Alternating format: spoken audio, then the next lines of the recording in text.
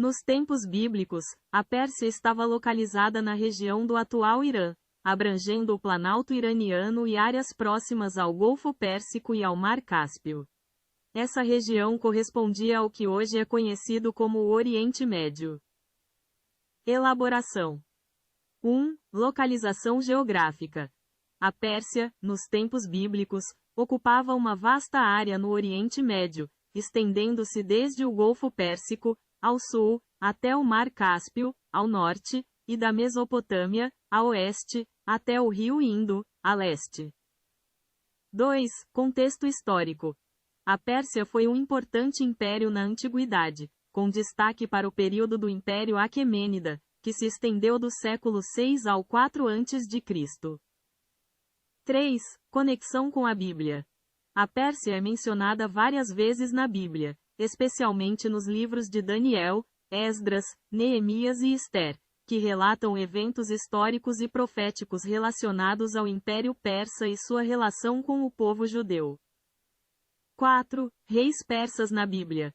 Personagens como Ciro, o Grande, Dario e Xerxes são figuras históricas importantes na Bíblia, com Ciro sendo conhecido por libertar os judeus do cativeiro na Babilônia e permitir a reconstrução do templo em Jerusalém.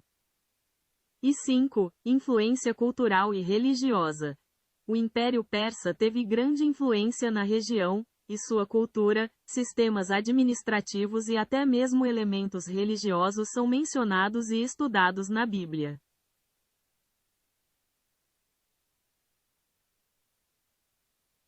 A terra de Uz, mencionada na Bíblia, especialmente no livro de Jó, localizava-se em uma região próxima ao deserto da Arábia, a sudeste do Rio Jordão.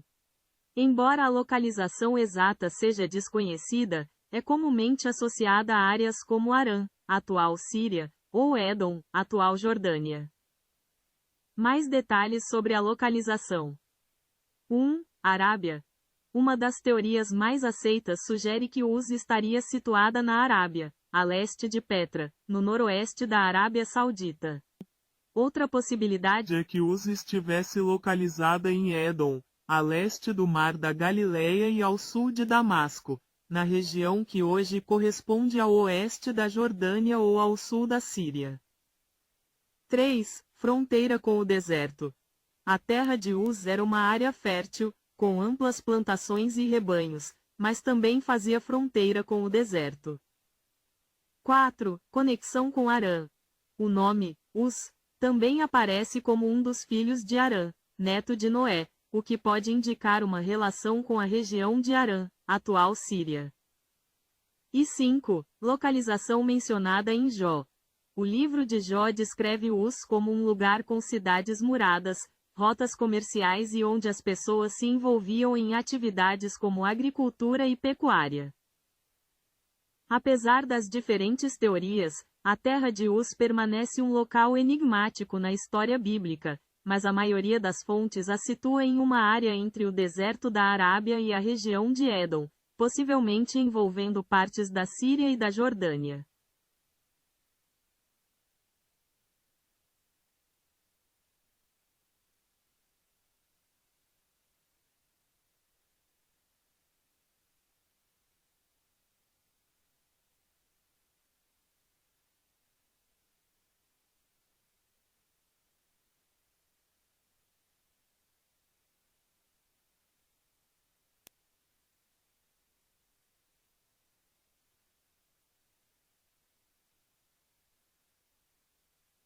O orgasmo masculino é o ponto culminante de um processo fisiológico complexo, marcado por sensações intensas de prazer e culminando na ejaculação.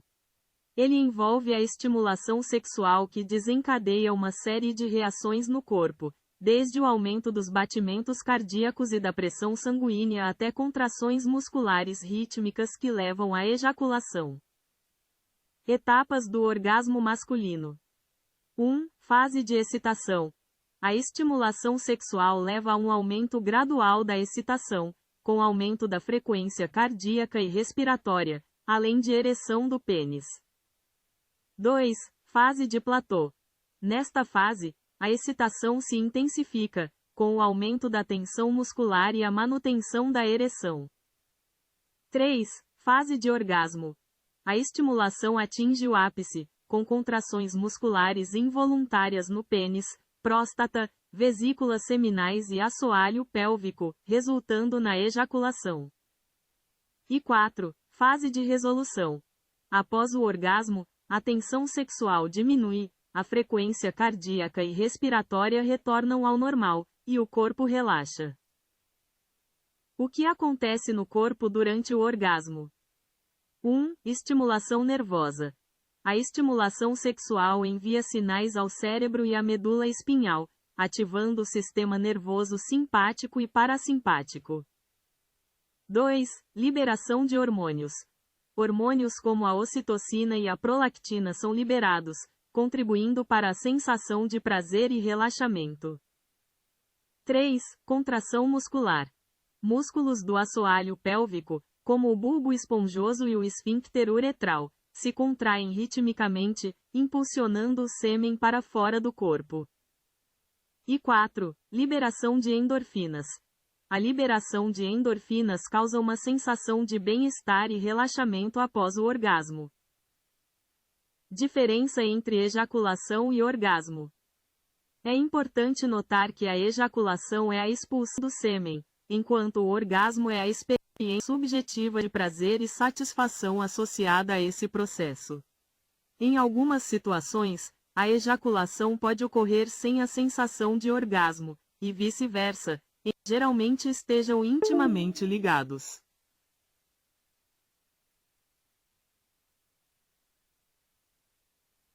A crença popular de que os homens têm mais libido do que as mulheres é um mito. Estudos científicos recentes mostram que não existem diferenças significativas entre homens e mulheres em termos de desejo sexual.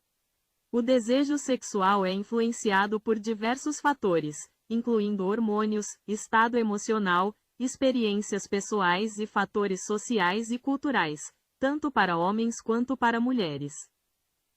Mitos sobre o desejo sexual. 1. Homens pensam em sexo o tempo todo. Este é um estereótipo comum, mas não é uma verdade absoluta. O desejo sexual masculino varia e é influenciado por diversos fatores, assim como o feminino. 2. Homens com mais sexo são mais másculos. A masculinidade não é definida pela frequência sexual.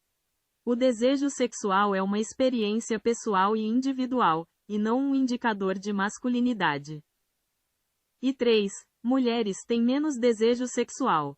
Pesquisas mostram que o desejo sexual feminino é tão forte quanto o masculino e pode variar em diferentes contextos e fases da vida.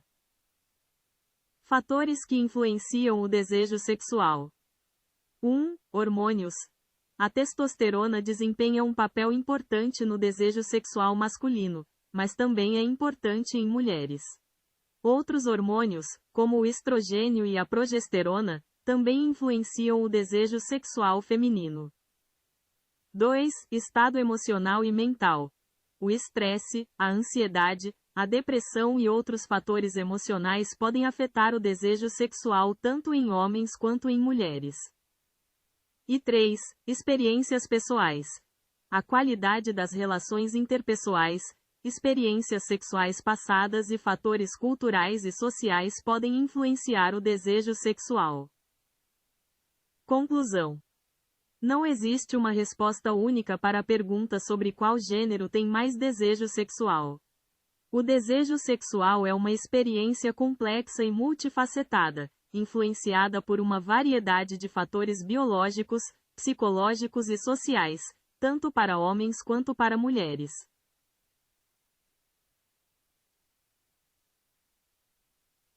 O principal hormônio masculino é a testosterona. Ele é responsável pelo desenvolvimento das características sexuais masculinas, como o crescimento de pelos faciais e corporais, a mudança na voz na puberdade, e também desempenha um papel importante no desejo sexual, na massa muscular e na saúde óssea. A testosterona é produzida principalmente nos testículos, mas também em menor quantidade pelas glândulas adrenais. Além de seus efeitos no corpo, a testosterona também afeta o humor e o bem-estar geral dos homens. Existem outros hormônios que também desempenham um papel na saúde masculina, como o hormônio luteinizante, LH, e o hormônio folículo estimulante, FSH, produzidos pela hipófise, que estimulam a produção de testosterona nos testículos. A diminuição dos níveis de testosterona, conhecida como hipogonadismo masculino, pode levar a diversos problemas, como perda de massa muscular, fadiga, perda de libido e dificuldades de ereção. É importante procurar orientação médica se houver suspeita de deficiência de testosterona, para avaliação e tratamento adequado. Em homem, a testosterona é produzida principalmente nos testículos, enquanto nas mulheres, a produção ocorre principalmente nos ovários, com menor quantidade vindo das glândulas adrenais. A concentração de testosterona em homens adultos é cerca de 7 a 8 vezes maior do que em mulheres adultas segundo o laboratório exame. Em termos de produção diária, homens podem produzir entre 5 a 10 mg de testosterona, enquanto mulheres produzem significativamente menos de acordo com o MSD Manuals. Produção de testosterona.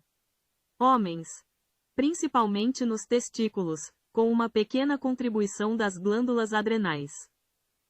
Mulheres, principalmente nos ovários, com uma contribuição das glândulas adrenais e conversão periférica de outros hormônios segundo o Instituto Verham.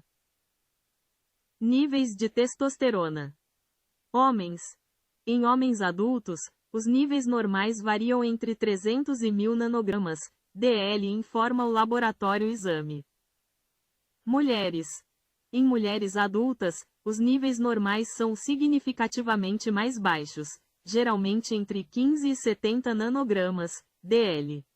Após a menopausa, a produção de testosterona diminui ainda mais segundo a clínica mãe. Importância da testosterona.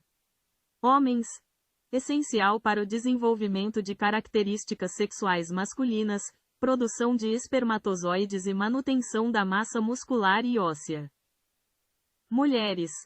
Importante para a saúde óssea, massa muscular, desejo sexual e função reprodutiva. Esse texto é apenas para fins informativos. Para orientação ou diagnóstico.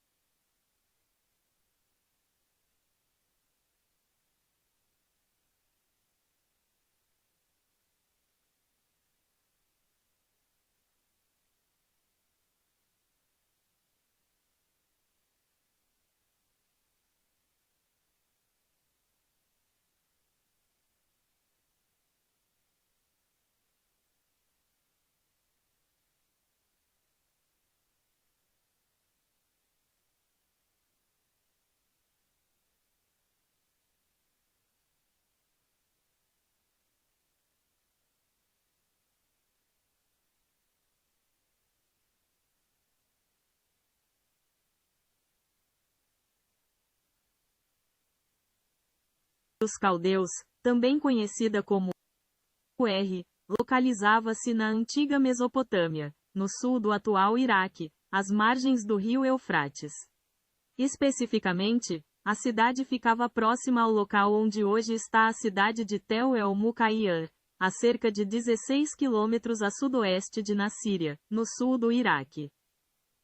A cidade de Ur foi um importante centro da antiga civilização suméria e, posteriormente, também foi habitada pelos caldeus.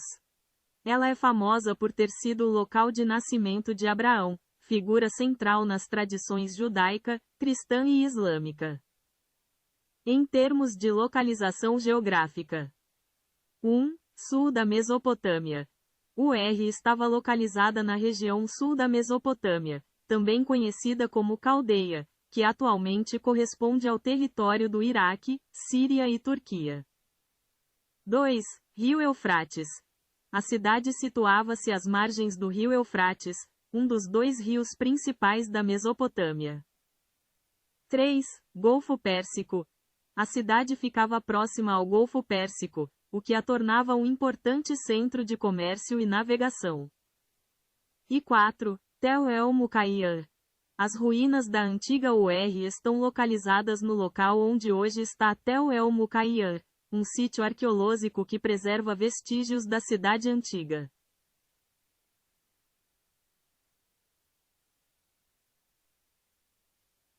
O século XX foi marcado por inúmeros conflitos, mas dois se destacam. A Primeira Guerra Mundial, 1914 a 1918, e a Segunda Guerra Mundial, 1939 a 1945. Além dessas, houve diversas outras guerras e conflitos, incluindo guerras civis, guerras coloniais e conflitos regionais.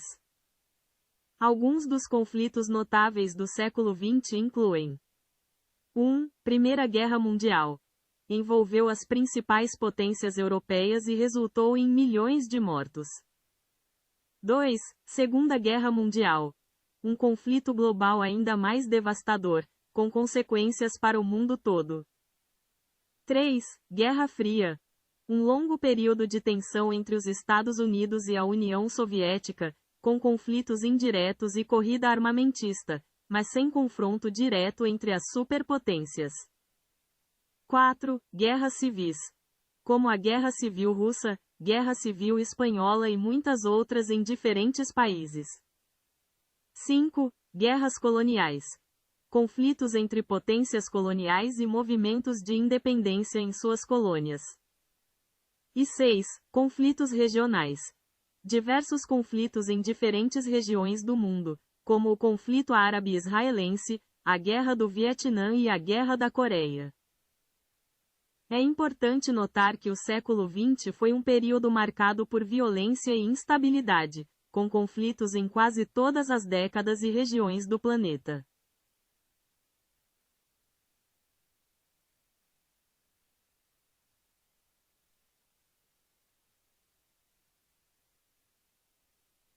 A uma velocidade média de 1.670 km por hora no Equador de acordo com a exame. Essa velocidade, no entanto, diminui à medida que nos aproximamos dos polos, pois o diâmetro do planeta é menor nessas regiões.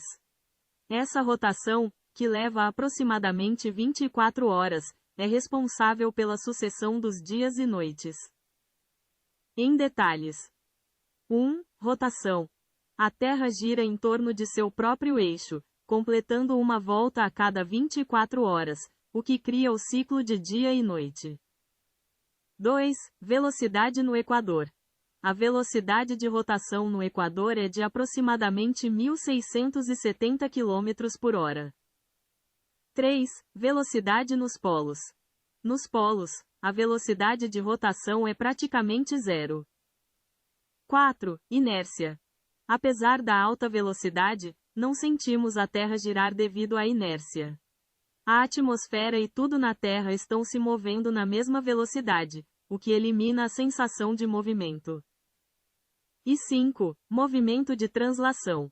Além da rotação, a Terra também realiza o movimento de translação, girando em torno do Sol, a uma velocidade média de 107.218 km por hora. Na área da medicina, vários cientistas se destacaram por suas descobertas revolucionárias. Entre eles, Hipócrates é conhecido como o pai da medicina, enquanto Andreas Vesalius fundou a anatomia moderna. Edward Jenner desenvolveu a primeira vacina contra a varíola, e Alexander Fleming descobriu a penicilina, um marco na luta contra infecções bacterianas. No Brasil, Carlos Chagas descobriu a doença que leva seu nome, e Vital Brasil desenvolveu soros antiofídicos. Além disso, Louis Pasteur foi um pioneiro na microbiologia e na pasteurização. Grandes cientistas e suas descobertas. 1. Hipócrates, c. 460 c. 370 a.C., médico grego considerado o pai da medicina ocidental. Ele estabeleceu a ética médica e desenvolveu métodos de diagnóstico e tratamento baseados na observação e na experiência clínica. 2. Andreas Vesalius, 1514 a 1564, médico e anatomista belga, considerado o fundador da anatomia moderna. Publicou De Humani Corporis Fabrica, uma obra seminal que revolucionou a compreensão do corpo humano. 3. Edward Jenner, 1749 a 1823, médico britânico que desenvolveu a primeira vacina contra a varíola. Sua descoberta marcou o início da imunização em massa e da prevenção de doenças infecciosas. 4. Louis Pasteur, 1822 a 1895, químico e bacteriologista francês, pioneira na microbiologia. Pasteur desenvolveu a pasteurização, um processo de aquecimento para eliminar micro-organismos causadores de doenças em alimentos e bebidas. 5. Anthony van Leeuwenhoek, 1632 a 1723, naturalista holandês, considerado o pai da microbiologia. Ele aprimorou o microscópio e foi o primeiro a observar e descrever micro-organismos, como bactérias e protozoários. 6. William Harvey, 1578 a 1657, médico inglês, famoso por suas descobertas sobre a circulação sanguínea. Ele demonstrou que o sangue circula pelo corpo impulsionado pelo coração, contrariando a teoria vigente na época. 7. Alexander Fleming, 1881 a 1955, farmacologista e bacteriologista escocês, descobridor da penicilina. Sua descoberta acidental revolucionou o tratamento de infecções bacterianas e salvou milhões de vidas. James Watson, nascido em 1928, e Francis Crick, 1916 a 2004, biólogos americanos e britânico, respectivamente, que, juntamente com Mauricio Wilkins, 1916 a 2004, desvendaram a estrutura em dupla hélice do DNA, a molécula da vida. Carlos Chagas, 1879 a 1934, médico e cientista brasileiro, descobridor da doença de Chagas, causada pelo protozoário Trypanosoma cruzi. Vital Brasil, 1865 a 1950, médico sanitarista e cientista brasileiro, conhecido por suas pesquisas sobre venenos de animais peçonhentos e desenvolvimento de soros antiofídicos. Gertrude Bairro Elion, 1918 a 1999, bioquímica e farmacologista americana, ganhadora do Prêmio Nobel de Fisiologia ou Medicina por suas descobertas de novos medicamentos para tratar doenças como a leucemia e a herpes. Françoise Barré-Sinoussi, nascida em 1947, virologista francesa, co-descobridora do vírus HIV, causador da AIDS. E Jaqueline Gous de Jesus, nascida em 1990, biomédica brasileira, coordenadora da equipe que sequenciou o genoma do coronavírus SARS-CoV-2 no Brasil.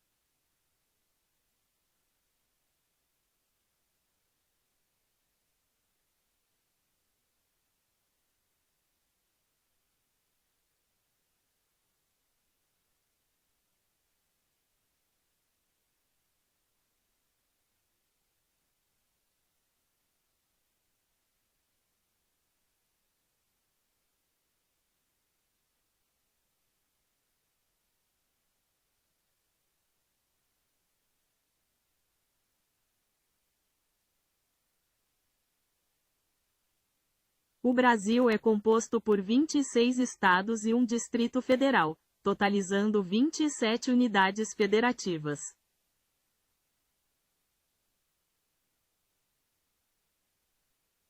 Em 2022, havia 47,4 milhões de evangélicos no Brasil, representando 26,9% da população. Este número representa um aumento significativo em relação a 2010, quando 21,6% da população se declarava evangélica. O censo demográfico de 2022 revelou que o número de católicos no Brasil diminuiu, enquanto o número de evangélicos e pessoas sem religião aumentou. Os evangélicos são agora o grupo religioso que mais cresceu entre 2010 e 2022. O crescimento do número de evangélicos no Brasil tem sido impulsionado, em parte, pelo aumento do número de jovens e mulheres que se declaram evangélicos. Em termos de distribuição geográfica, o censo de 2022 mostrou que o norte do Brasil é a região com maior proporção de evangélicos, enquanto o Piauí tem a menor proporção.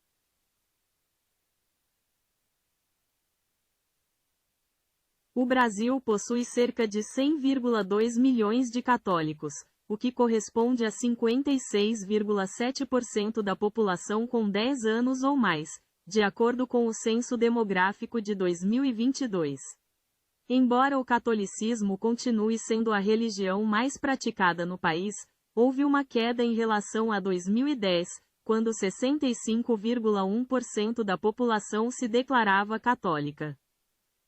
Em números absolutos, a população católica brasileira passou de 105,4 milhões em 2010 para 100,2 milhões em 2022.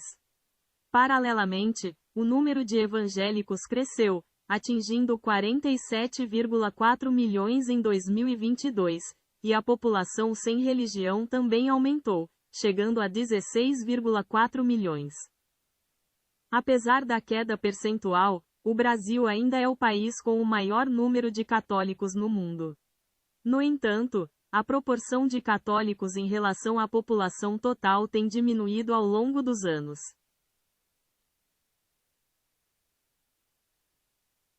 Em Brasília, a Câmara dos Deputados tem 513 deputados, enquanto o Senado Federal é composto por 81 senadores. Cada estado e o Distrito Federal elegem 3 senadores, totalizando 81 no Senado. A quantidade de deputados federais por estado varia de acordo com a população, com o mínimo de 8 e o máximo de 70 representantes. Resumo: 1. Câmara dos Deputados.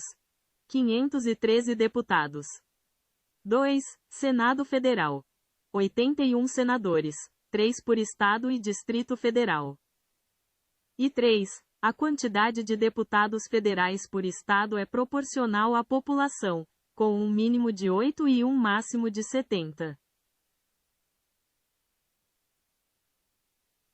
A população mundial atingiu 8 bilhões de habitantes em 15 de novembro de 2022, de acordo com a ONU. Estima-se que a população global continuará crescendo, podendo chegar a 9,7 bilhões em 2050 e 10,4 bilhões no final do século, segundo as projeções das Nações Unidas. No entanto, o crescimento populacional está desacelerando em comparação com o passado. A população mundial tem crescido de forma constante, mas a taxa de crescimento tem diminuído. A ONU prevê que a população mundial continuará a crescer nas próximas décadas, mas o ritmo de crescimento será mais lento do que o observado nas décadas anteriores. Alguns dos principais fatores que influenciam o crescimento populacional incluem: 1. Fertilidade. A taxa de fertilidade, ou seja, o número médio de filhos por mulher, é um fator importante no crescimento populacional. Países com altas taxas de fertilidade tendem a ter um crescimento populacional mais rápido. 2. Mortalidade. A taxa de mortalidade, ou seja, o número de óbitos por 1.000 habitantes, também influencia o crescimento populacional.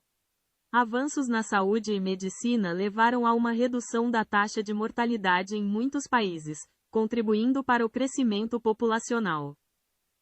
E 3. Migração.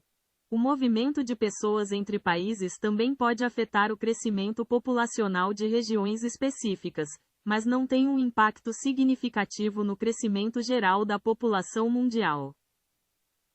É importante notar que as projeções populacionais são baseadas em modelos e estimativas, e podem variar dependendo das premissas usadas. No entanto, as projeções atuais sugerem que a população mundial continuará a crescer nas próximas décadas, mas a um ritmo mais lento do que no passado.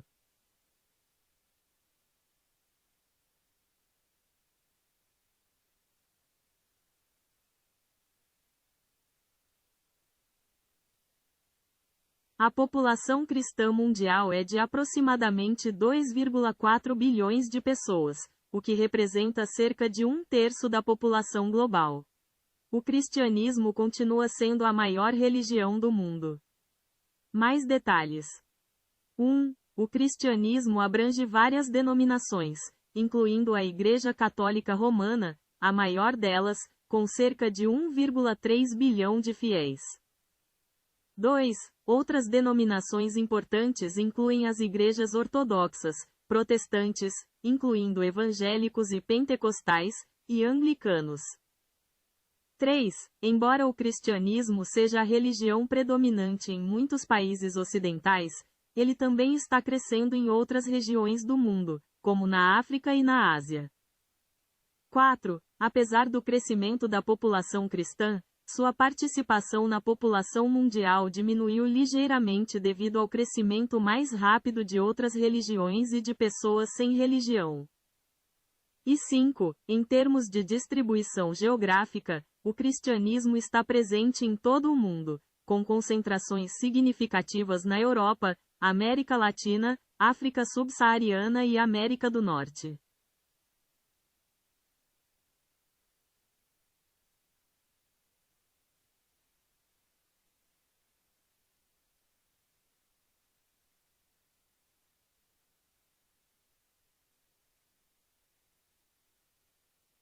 Os evangelhos foram escritos em um período que se estende do final do século I d.C. ao início do século II d.C. Acredita-se que o Evangelho de Marcos foi o primeiro a ser escrito, por volta de 65 a 75 d.C. Os evangelhos de Mateus e Lucas foram escritos posteriormente, com base em Marcos e outras fontes, e são datados entre 70 a 85 d.C. O Evangelho de João é geralmente considerado o último, com uma data de escrita estimada entre 90 a 100 d.C. Aqui está uma visão geral mais detalhada. 1. Marcos é o mais antigo dos 4 evangelhos canônicos, datado por volta de 65 a 75 d.C. 2. Mateus e Lucas, escritos posteriormente, com base em Marcos e outras fontes, são datados entre 70 a 85 d.C. E 3. João, considerado o último, com uma data de escrita estimada entre 90 a 100 d.C. Essas datas são baseadas em análises de manuscritos, estilo literário e referências a eventos históricos.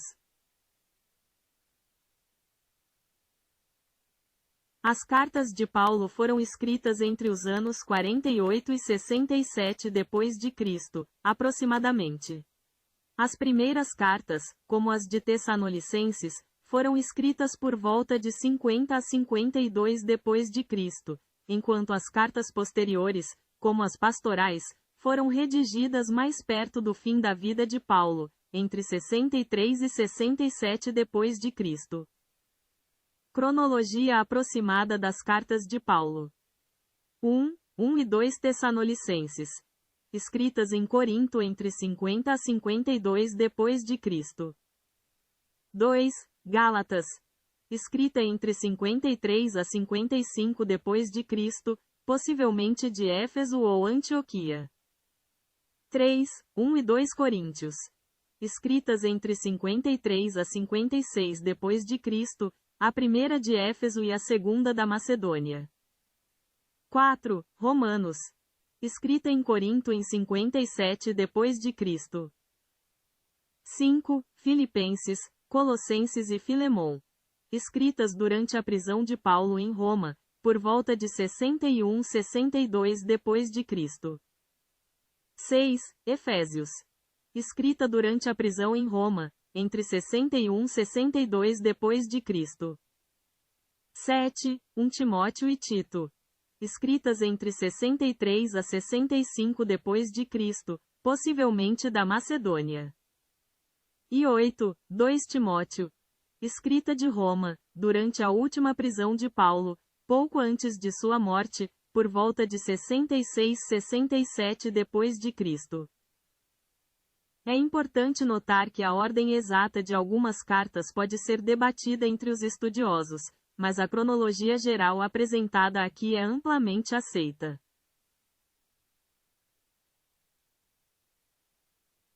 O corpo humano é uma estrutura complexa composta por sistemas interconectados, órgãos, tecidos e células. Esses sistemas trabalham em conjunto para realizar as funções vitais do organismo. O corpo pode ser dividido em 3 partes principais: cabeça, tronco e membros. Níveis de organização. 1. Células. Unidades básicas da vida, com funções específicas. 2. Tecidos. Grupos de células semelhantes que trabalham juntas para realizar uma função específica. 3. Órgãos. Estruturas formadas por diferentes tipos de tecidos que trabalham em conjunto para desempenhar uma função particular. 4. Sistemas. Conjuntos de órgãos que trabalham juntos para realizar funções corporais complexas. E 5. Organismo. O corpo humano completo, formado por todos os sistemas e suas interações. Principais sistemas do corpo humano. 1. Cardiovascular. Responsável pela circulação sanguínea e transporte de nutrientes e oxigênio. 2. Respiratório. Responsável pela troca de gases, oxigênio e dióxido de carbono, entre o corpo e o ambiente. 3. Digestório. Responsável pela digestão e absorção de alimentos.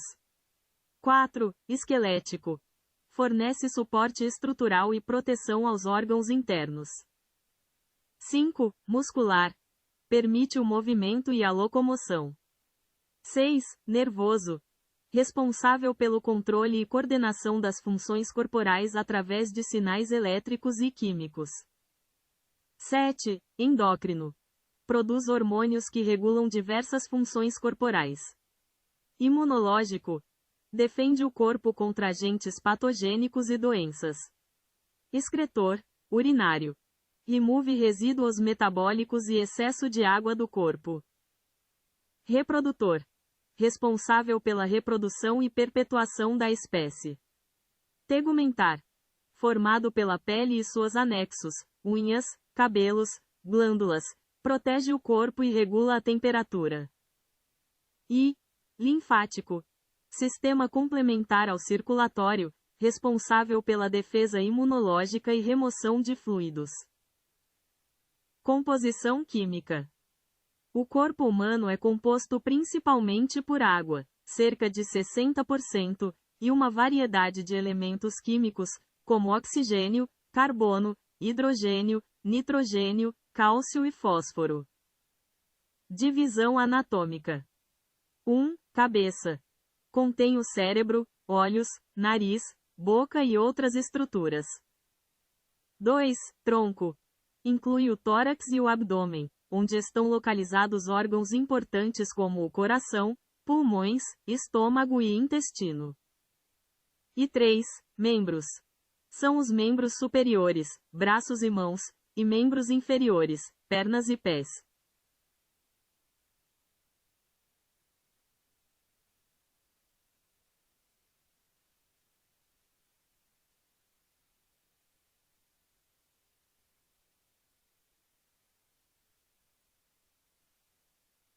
O envelhecimento do corpo humano é um processo complexo e multifacetado, resultante da interação de fatores biológicos, moleculares, celulares, comportamentais e ambientais ao longo do tempo.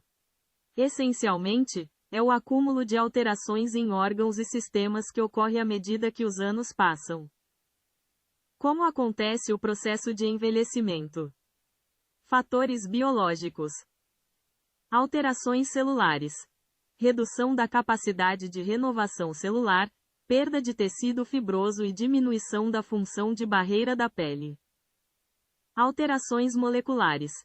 Danos ao DNA, acúmulo de radicais livres e desequilíbrio entre oxidantes e antioxidantes, estresse oxidativo. Alterações hormonais.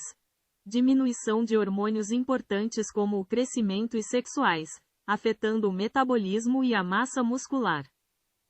Redução da função mitocondrial. As mitocôndrias, responsáveis pela produção de energia, tornam-se menos eficientes, com acúmulo de danos e morte celular. Diminuição da capacidade de reparo celular. Menor eficiência na reparação de danos ao DNA e outras estruturas celulares. Fatores externos. Radiação solar. Exposição excessiva aos raios ultravioleta acelera o envelhecimento da pele, causando rugas e manchas. Poluição ambiental. A exposição a poluentes pode causar danos celulares e inflamação, contribuindo para o envelhecimento. Alimentação.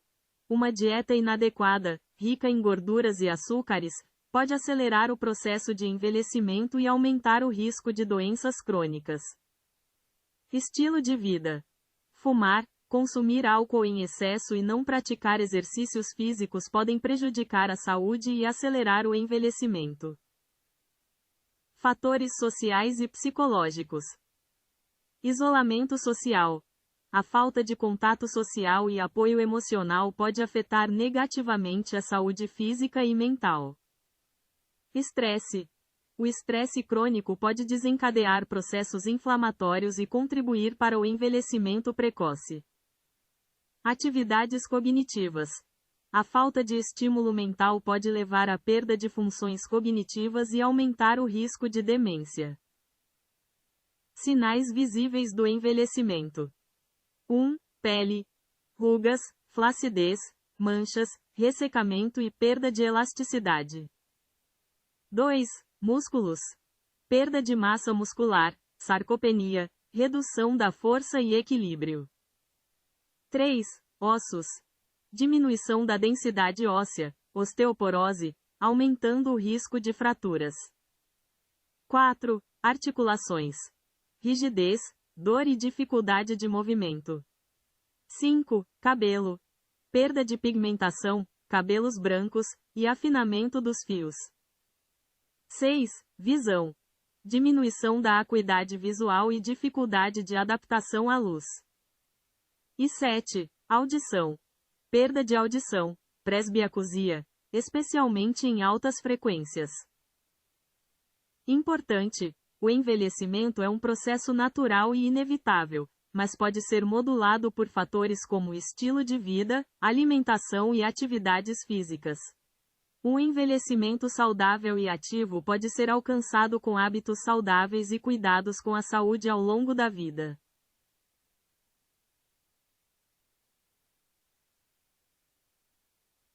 A Constituição Geográfica do Brasil refere-se à sua localização, extensão territorial, divisões regionais e limites fronteiriços.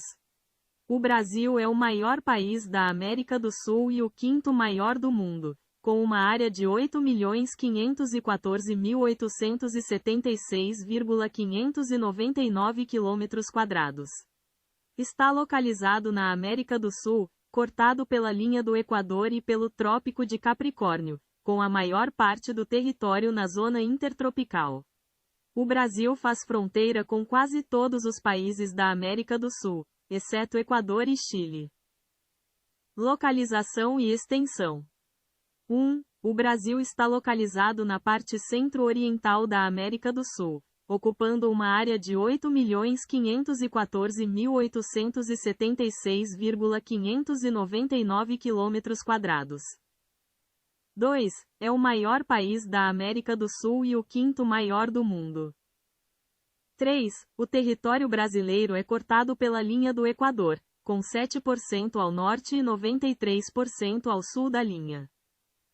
E 4. O Trópico de Capricórnio também corta o Brasil, com 92% do território na zona intertropical e 8% na zona temperada do sul.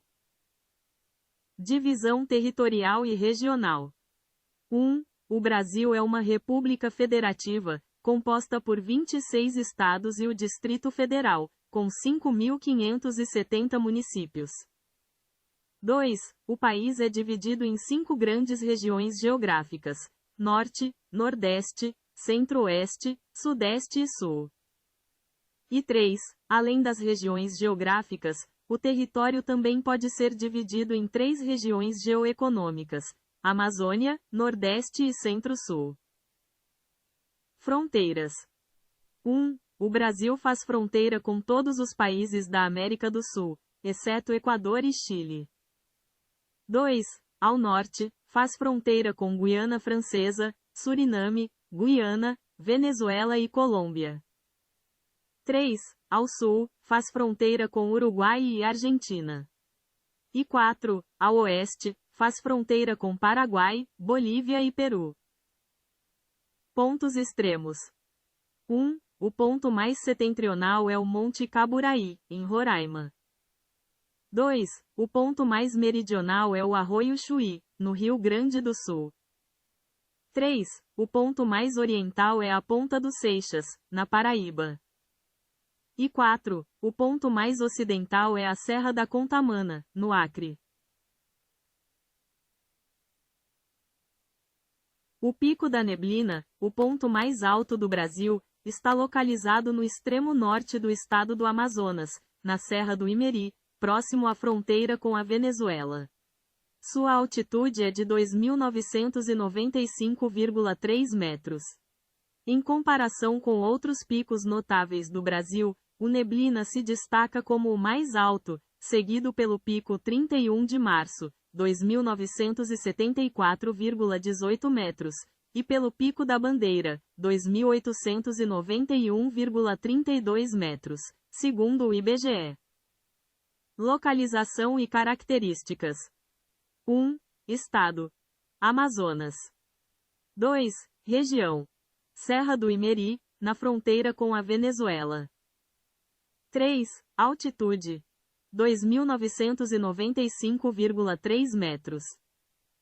E 4. Importância: ponto mais alto do Brasil e parte de uma área de grande biodiversidade e beleza cênica, o Parque Nacional do Pico da Neblina. Relação com outros picos. O Pico da Neblina é significativamente mais alto que outros picos brasileiros notáveis, como o Pico 31 de Março e o Pico da Bandeira. Enquanto o Pico da Neblina atinge 2.995,3 metros, o Pico 31 de Março, seu vizinho mais próximo, tem 2.974,18 metros, e o Pico da Bandeira, terceiro mais alto, tem 2.891,32 metros. A faixa litorânea do Brasil, banhada pelo Oceano Atlântico, possui cerca de 7.367 quilômetros de extensão, que se estende do Amapá ao Rio Grande do Sul. Se considerarmos todas as reentrâncias e saliências, esse número aumenta para 9.200 quilômetros.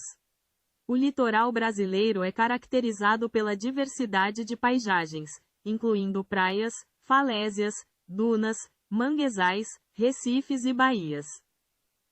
Características da faixa litorânea do Brasil. 1. Extensão: 7.367 quilômetros, sem considerar reentrâncias e saliências, e 9.200 quilômetros, com reentrâncias e saliências. 2. Banhado pelo Oceano Atlântico. A costa brasileira está totalmente voltada para o Oceano Atlântico. 3. Divisão em zonas. O litoral brasileiro pode ser dividido em 4 zonas: litoral amazônico, litoral nordestino, litoral sudeste e litoral sul. 4. Diversidade de paisagens. O litoral brasileiro apresenta uma grande variedade de paisagens, como praias, falésias, dunas, manguezais, recifes e baías. 5. Importância econômica e ambiental. A faixa litorânea brasileira desempenha um papel crucial na economia, devido às atividades pesqueiras, turismo e transporte marítimo. Além disso, abriga diversos ecossistemas importantes como manguezais e restingas. 6. Estados litorâneos. Dos 26 estados brasileiros, 17 possuem litoral, sendo que 9 não têm acesso ao mar. E 7. Importância histórica. A zona costeira brasileira foi fundamental na formação e desenvolvimento do país, sendo palco de importantes eventos históricos e culturais. Estados com maior e menor extensão litorânea.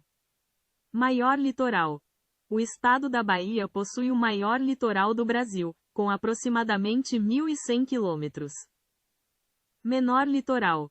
O estado do Piauí possui o menor litoral do Brasil, com cerca de 66 quilômetros. A história do mundo após Cristo é marcada por uma vasta gama de eventos significativos que moldaram a civilização como a conhecemos. Alguns dos principais acontecimentos incluem a expansão do Império Romano, a ascensão do cristianismo, a queda do Império Romano do Ocidente, o surgimento do feudalismo, as cruzadas, o Renascimento, a Reforma Protestante, a Era dos Descobrimentos, a Revolução Industrial e as Guerras Mundiais. Principais períodos e acontecimentos. 1. Império Romano. O Império Romano atingiu seu auge após a Era de Cristo, expandindo seu poder e influência sobre vastas áreas da Europa, África e Ásia. 2. Ascensão do cristianismo. O cristianismo surgiu como uma nova religião e se espalhou rapidamente, eventualmente se tornando a religião dominante em grande parte do mundo ocidental. 3. Queda do Império Romano do Ocidente. A queda do Império Romano do Ocidente em 476 d.C. marcou o fim da Antiguidade e o início da Idade Média. 4. Idade Média. Este período foi caracterizado pelo feudalismo, o domínio da Igreja Católica e as Cruzadas. 5. Renascimento e Reforma. O Renascimento trouxe um florescimento das artes, ciências e filosofia, enquanto a Reforma Protestante desafiou a autoridade da Igreja Católica. 6. Era dos Descobrimentos. As grandes navegações levaram à descoberta de novas terras e rotas comerciais, expandindo o alcance global da Europa. 7. Revolução Industrial. A Revolução Industrial transformou a economia e a sociedade, com o desenvolvimento de novas tecnologias e a ascensão do capitalismo. E 8. Guerras Mundiais. O século XX foi marcado por 2 guerras mundiais devastadoras, que tiveram um impacto profundo na história global. Outros acontecimentos importantes. 1. A expansão do Islã e a criação de um Império Islâmico. 2. A ascensão e queda de vários impérios e civilizações. 3. O desenvolvimento da ciência, tecnologia e filosofia. 4. A luta por direitos civis e igualdade. E 5. A globalização e a crescente interconexão do mundo. Estes são apenas alguns dos muitos acontecimentos que moldaram a história do mundo após Cristo. Cada período e evento teve suas próprias complexidades e consequências, e continua a influenciar o mundo em que vivemos hoje. As maiores invenções e descobertas na história da humanidade incluem a roda, a escrita, a imprensa, a eletricidade, a internet, a penicilina, o motor a vapor, o avião, o automóvel e o telefone. Essas inovações transformaram a sociedade, a comunicação, a indústria e a medicina, moldando o mundo em que vivemos. Invenções e descobertas cruciais. 1. Roda. Considerada uma das primeiras e mais importantes invenções, a roda revolucionou o transporte, a construção e a produção de máquinas. 2. Escrita. A capacidade de registrar e transmitir informações por meio da escrita permitiu o desenvolvimento da cultura, da ciência e da organização social. 3. Imprensa. A invenção da imprensa por Gutenberg no século XV possibilitou a disseminação do conhecimento e da informação de forma mais rápida e acessível. 4. Eletricidade. A descoberta e o domínio da eletricidade revolucionaram a iluminação, o transporte, a comunicação e a indústria, abrindo caminho para inúmeras tecnologias modernas. 5. Internet. A internet conectou o mundo de maneira sem precedentes, transformando a comunicação, o acesso à informação e o comércio. 6. Penicilina. A descoberta da penicilina por Alexander Fleming no século XX marcou o início da era dos antibióticos, salvando milhões de vidas e revolucionando o tratamento de doenças infecciosas. 7. Motor a vapor. O motor a vapor, desenvolvido por Dennis Papin e Thomas Savery, e aperfeiçoado por Thomas Newcomen, impulsionou a revolução industrial e a mecanização de diversos processos. 8. Avião. A invenção do avião por Santos Dumont e os irmãos Wright no início do século XX abriu novas possibilidades de transporte e exploração. 9. Automóvel. A criação do automóvel por Carl Benz e outros pioneiros no final do século XIX transformou a mobilidade e a paisagem urbana. E 10. Telefone. O telefone, inventado por Alexander Graham Bell, revolucionou a comunicação a longa distância, permitindo a troca instantânea de informações entre indivíduos.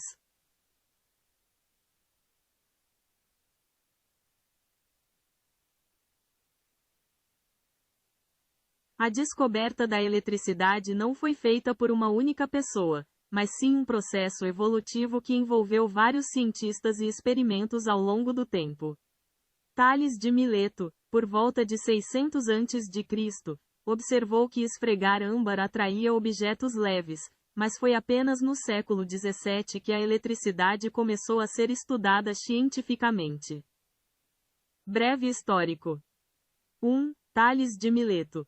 Observou a eletricidade estática ao esfregar âmbar, mas não aprofundou a pesquisa. 2. William Gilbert. Em 1600, publicou De Magnete, onde descreveu seus estudos sobre eletricidade e magnetismo, distinguindo a eletricidade estática do magnetismo. 3. Benjamin Franklin. Fez experimentos com eletricidade no século XVIII, incluindo o famoso experimento da pipa, e cunhou termos como eletricidade positiva e eletricidade negativa. 4. Alessandro Volta. Em 1800, inventou a primeira bateria elétrica, a pilha voltaica, que permitiu a produção contínua de corrente elétrica. E 5. Michael Faraday. Fez descobertas cruciais sobre eletromagnetismo, incluindo a indução eletromagnética, e contribuiu para a criação de motores elétricos. Portanto, a eletricidade foi descoberta e compreendida através de um processo gradual, com contribuições de diversos cientistas que exploraram diferentes aspectos do fenômeno ao longo da história.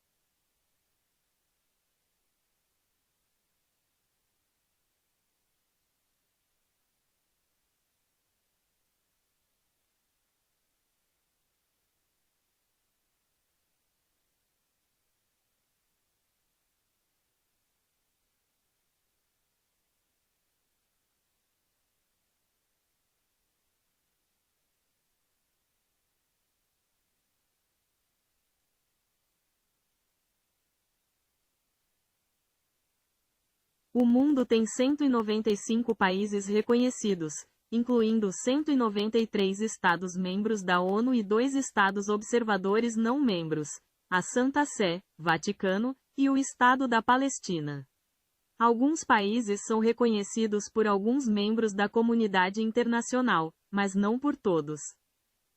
É importante notar que o número exato de países pode variar dependendo dos critérios utilizados para definir um país e da fonte de informação consultada. Por exemplo, a FIFA reconhece 211 países, incluindo alguns territórios que não são considerados países independentes.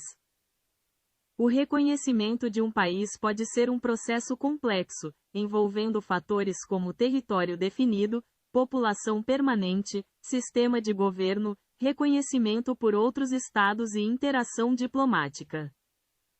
Em resumo, embora a maioria das fontes reconheça 195 países, o número exato pode variar ligeiramente dependendo da perspectiva.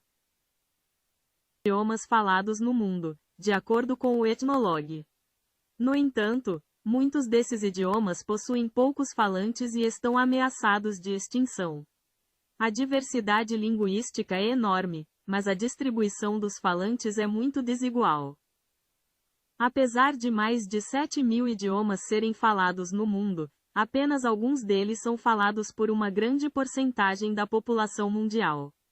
Por exemplo, estima-se que o inglês, o mandarim, o hindi e o espanhol sejam falados por mais de 1 bilhão de pessoas em todo o mundo. A manutenção e preservação dos idiomas é um desafio constante, especialmente para aqueles com poucos falantes. Muitos idiomas estão em risco de extinção, e organizações estão trabalhando para revitalizar e preservar essas línguas.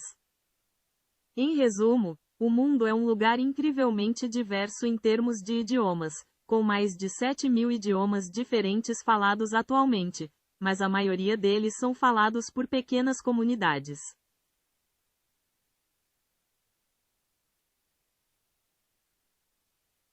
Pessoas com compulsão por sexo são frequentemente referidas como tendo hipersexualidade, comportamento sexual compulsivo ou, em alguns casos, vício em sexo. A Organização Mundial da Saúde usa o termo transtorno do comportamento sexual compulsivo, TCSC.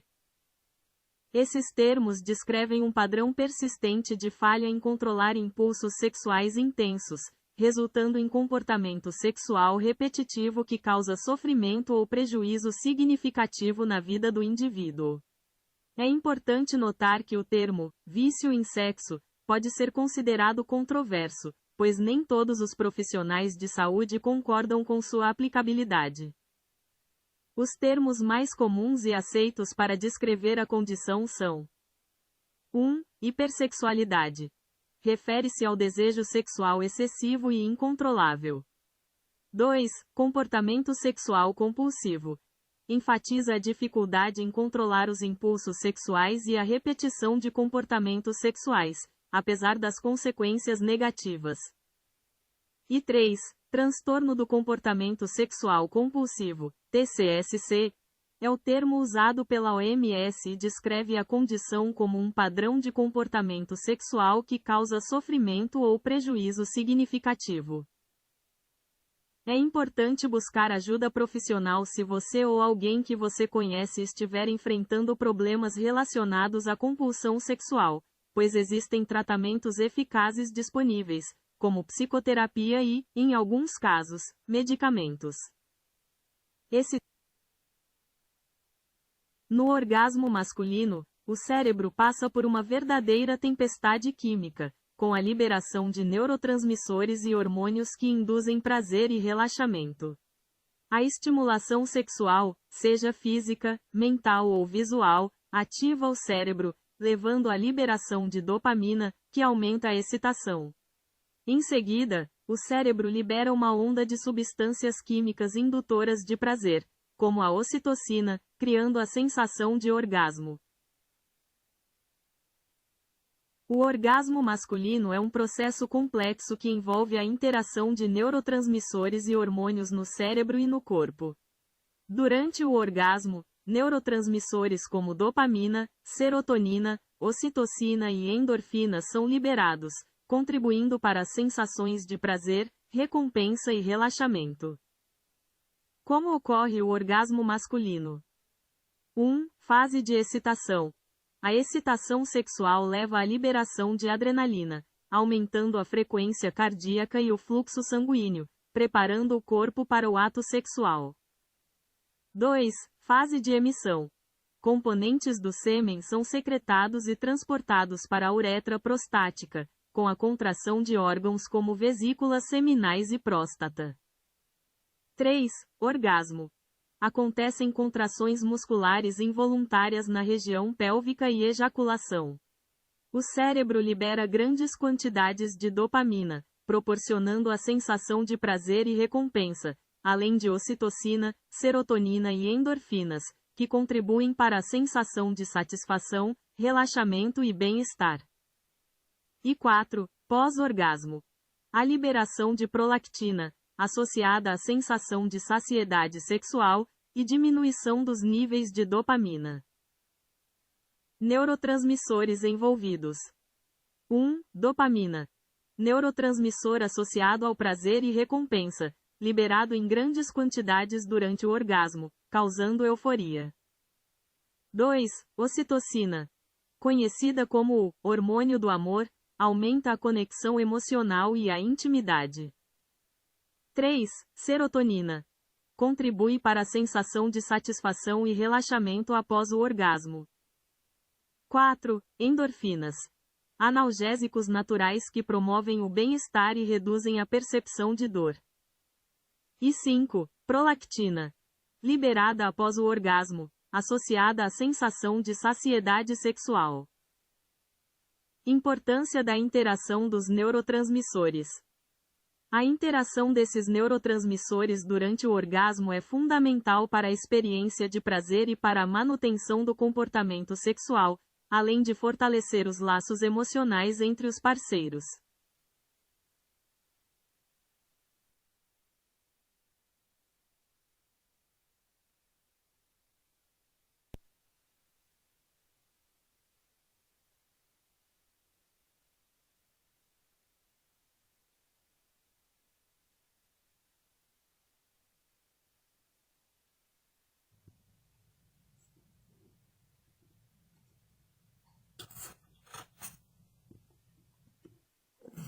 Bem-vindo ao Café com os meus amores aí. Isso sim. Esse é o plano de Deus para as pessoas. Crescei-vos e multiplicai-vos, meus netos.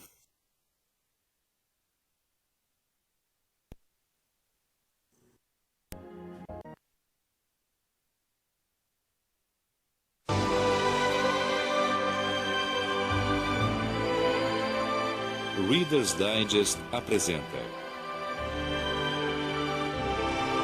Maravilhas do Corpo Humano.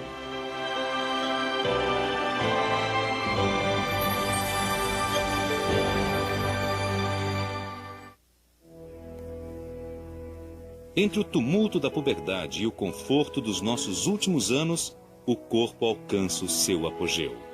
A idade adulta. Fortes, alertas, completamente desenvolvidos, encaramos agora os desafios dos adultos. A transmissão de nossos genes, a constituição de uma família. No entanto, nossos corpos não deixam de sofrer alterações. A cada passo, eles se transformam. E no lento e gracioso arco da maturidade, o corpo humano participa da mais extraordinária de todas as jornadas. A Era da Maturidade. Nós, humanos, somos abençoados com vidas longas. 2 vezes mais longas do que as das pessoas há apenas 1 século. E assim, hoje, durante muito mais tempo, os nossos corpos permanecem no apogeu. O caleidoscópio dos sentidos, o poder dos músculos, tudo funcionando em sua plenitude. E mesmo assim, eles não estão parados. Mudam continuamente, formando e reformando. Durante a nossa vida adulta, o ciclo de mudança continua. E tudo começa com as células. Os nossos corpos são formados por colônias organizadas de células. Na verdade, o que vemos ao olharmos para nós mesmos são grandes comunidades de células, trilhões delas.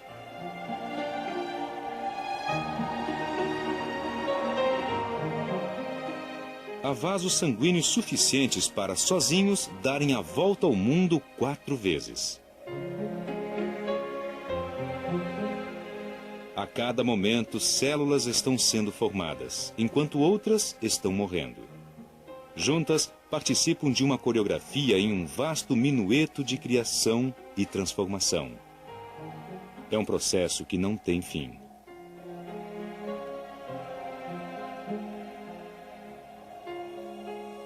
Até mesmo no feto, que se desenvolve rapidamente, determinadas células recebem, na verdade, sinais para se autodestruírem. À medida que a mão cresce, células devem ser eliminadas para que os dedos e as fendas entre eles sejam esculpidos, da mesma maneira que um escultor cinzela um bloco de pedra.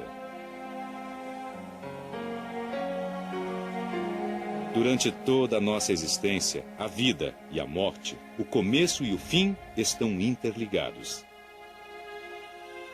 Na verdade, a cada hora, quase 1 bilhão de células no seu corpo morrem.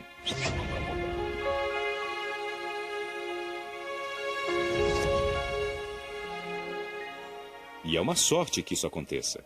Elas são substituídas por células novas em folha. É isso que nos mantém vivos e saudáveis. Dessa maneira, estamos constantemente renascendo a cada ano de nossas vidas.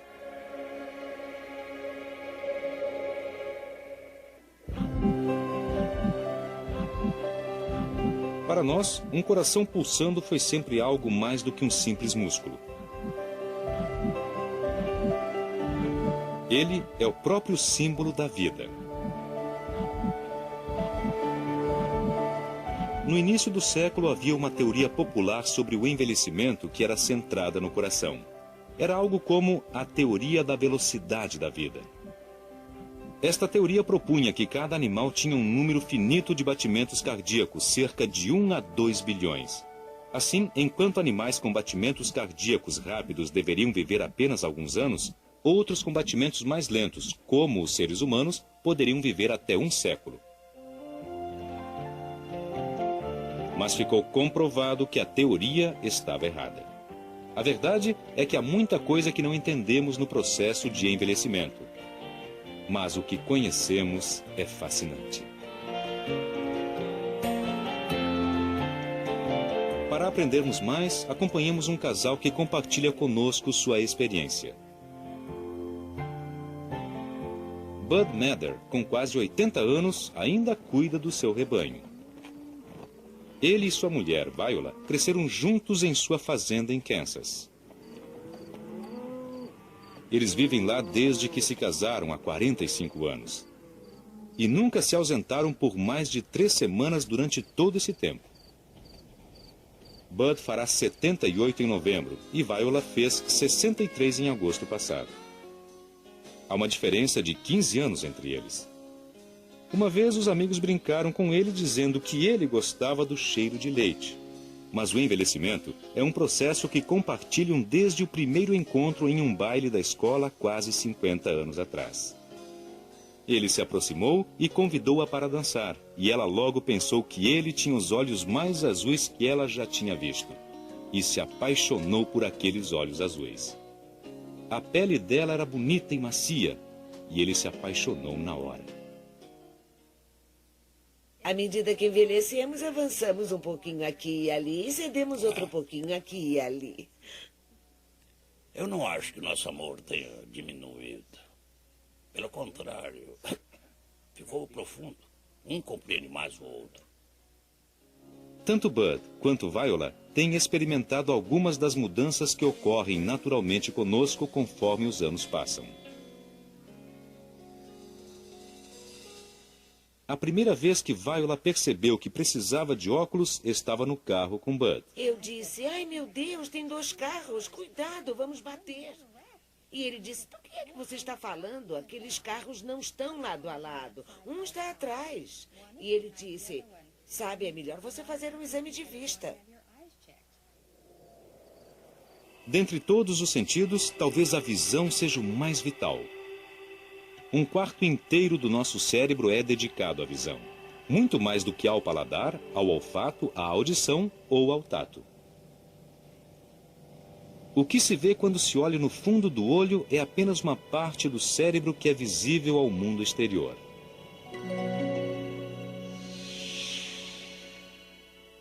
O nervo óptico, localizado atrás do olho, é uma extensão direta do cérebro. Seguindo ao longo do nervo óptico, passamos pelo cérebro.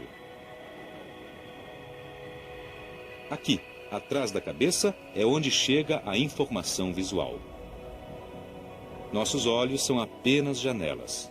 Na verdade, vemos com nosso cérebro. É difícil entender como a visão é complicada até o momento em que se tenta programar um computador para que veja. Depois de anos de tentativas e erros, os cientistas compreenderam que o olho é apenas o primeiro passo. O cérebro faz a maior parte do verdadeiro trabalho. Esses robôs são dotados de excelentes câmeras, mas falta-lhes o cérebro para que o que veem faça sentido.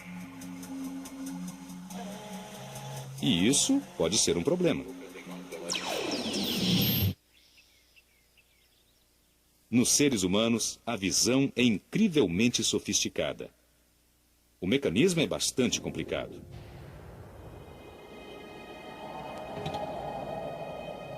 Quando a pupila dilata, podemos olhar diretamente a retina através do cristalino.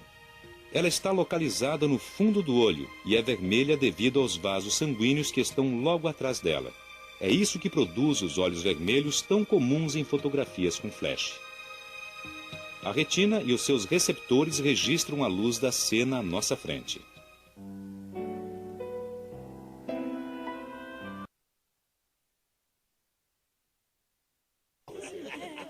A maioria dos animais vive apenas o suficiente para ter filhos e criá-los. No entanto, os filhos de Bud e Viola têm seus próprios filhos. Você está gorda. Uma vez que somos capazes de viver o suficiente para nos tornarmos avós, como isso afeta os nossos corpos? Algo especial acontece às mulheres quando ficam mais idosas. É a menopausa. E isso é praticamente único no reino animal. Para as mulheres, isso marca o final dos seus anos férteis e tem algo de misterioso. Com frequência, os homens podem produzir espermatozoides férteis por toda a vida. Teoricamente, aos 100 anos, um homem ainda é capaz de procriar. Mas, definitivamente, isso não se aplica à mulher. Quando nasce, ela tem cerca de 2 milhões de óvulos em seus ovários. Na puberdade, eles começam a ser liberados, um a cada mês. Isso deveria ser o suficiente para durar uma vida inteira ou mais, mas não é. A maioria dos óvulos morre. Por volta dos 50 anos, o corpo para de liberá-los de uma vez. Alguns cientistas acreditam que a menopausa permite a um casal aproveitar a longa vida, tornando-os avós eficientes. Eu nunca imaginei. Continuar a dar à luz com um corpo envelhecido seria perigoso, tanto para a mãe quanto para o bebê. Para o casal mais velho, é muito melhor parar de ter os seus próprios filhos e, em vez disso, concentrar-se em passar os seus conhecimentos para os netos. Afinal de contas, eles estão carregando os mesmos genes.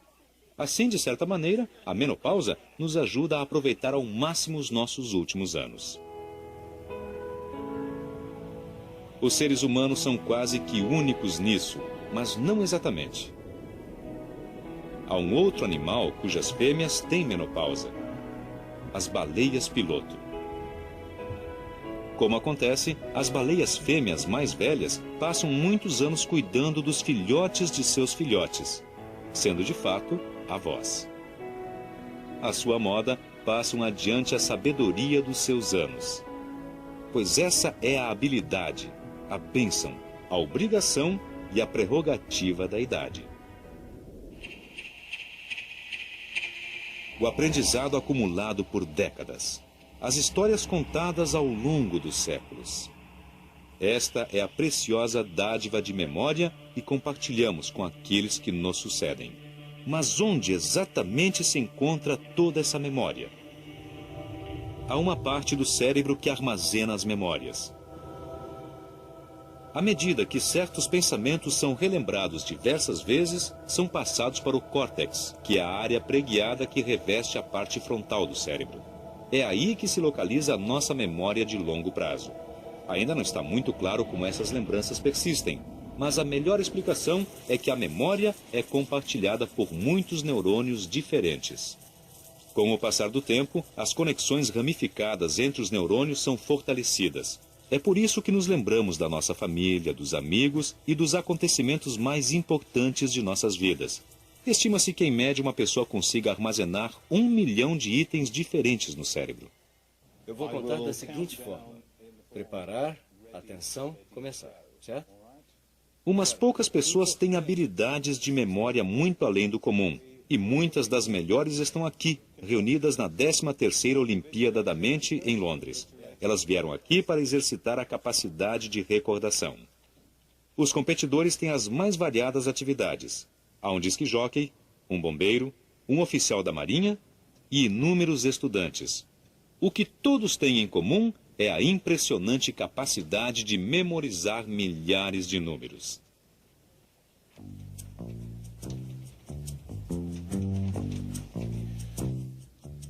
Preparar, atenção, começar. Este homem ganhou o campeonato de memória 4 vezes. Hoje, a vitória está na dependência de um baralho de cartas completo que ele tem que memorizar em apenas 3 minutos.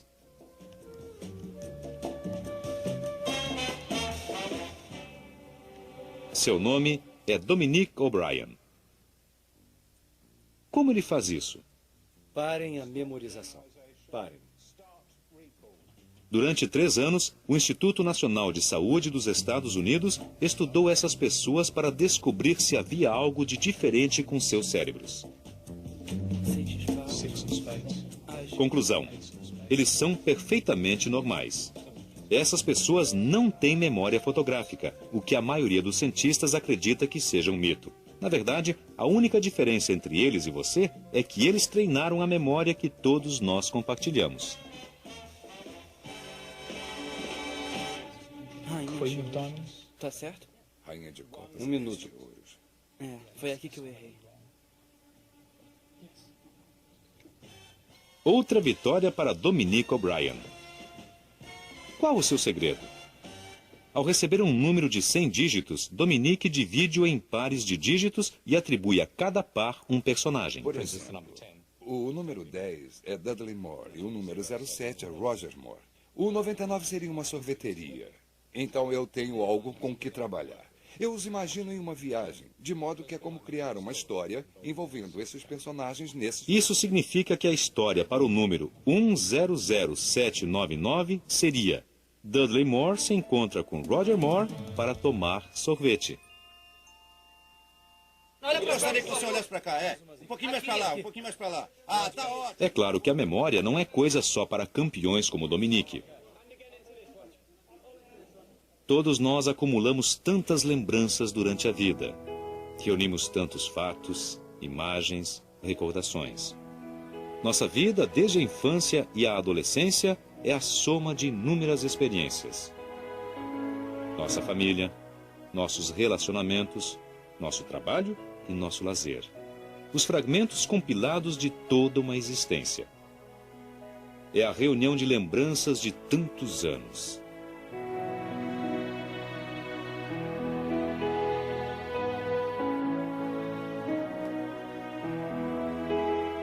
Mas elas estão todas envolvidas por um grande mistério. Passamos pela vida praticamente sem considerar o nosso destino final.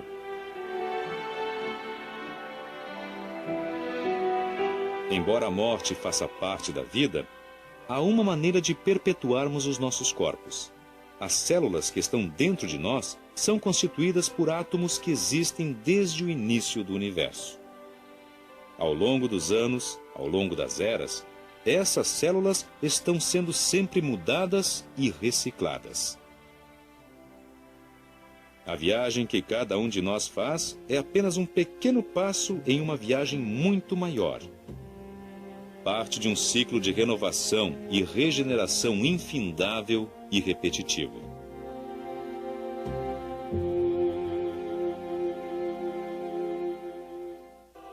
Pode ser que nunca venhamos a saber como é exatamente o outro lado da vida, mas algumas pessoas estiveram muito próximo, apenas para retornar e nos contar a história. As experiências dessas pessoas com a proximidade da morte fornecem alguns aspectos intrigantes a respeito do cérebro. Eu percebi que estava dentro de um túnel e havia luz no final. Viajávamos a alta velocidade e por uma longa distância dentro de um túnel.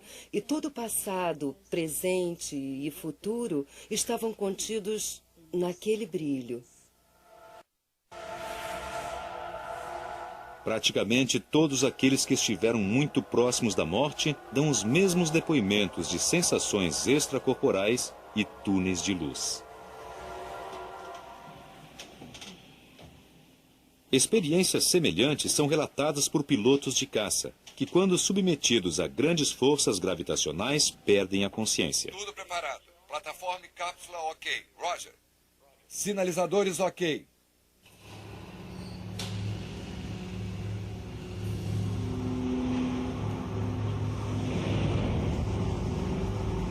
Esta é a maior centrífuga do mundo. É utilizada para investigar os efeitos da aceleração maciça sobre os pilotos. Estes podem ser rodados tão rapidamente que o sangue é drenado dos seus cérebros e eles desfalecem. Ok, vamos começar o meu sinal. 3, 2, 1, agora!